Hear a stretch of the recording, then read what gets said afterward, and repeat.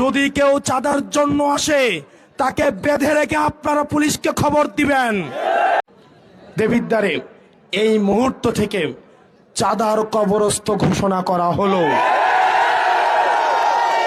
প্রিয় দেবিদ্বারের ব্যবসায়ীরা, প্রিয় সিএনজি স্টেশনের ভাইয়েরা, পেশাজীবী শ্রমজীবী ভাইয়েরা, প্রিয় হোটেল মালিকরা, যারা দেবিদ্বারে ব্যবসা করবেন সর্ব জায়গায়, সরকারি যেই ধরনের ফি আপনাদের রয়েছে, সরকারি যে আপনাদের নিয়ম মেনে ব্যবসা করার কথা, আপনাদের রেজিস্ট্রেশন, ট্যাক্স ফাইল, এইসব বিষয় ব্যতীত দেবিদ্বারের কোনো ব্যক্তিকে এক পয়সাও আপনাকে চাঁদা দিতে হবে না।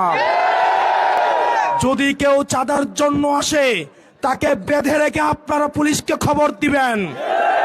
দেবিদ্বারের আইন শৃঙ্খলা বাহিনীকে এই মুহূর্ত থেকে আমি সচেষ্ট করে দিয়ে যাচ্ছি, দেবিদ্বারে যারা চাকরি করতে আসবে তাদেরকে এটা মেনেই চাকরি করতে আসতে হবে।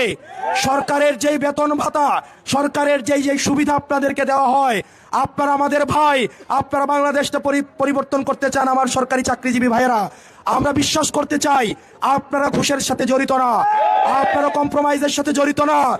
তারপরেও যদি কোনো অফিসার দেবিদ্বারে ঘুষান্বিত আসে তাকে দেবিদ্বারে চাকরি করতে দেওয়া হবে না।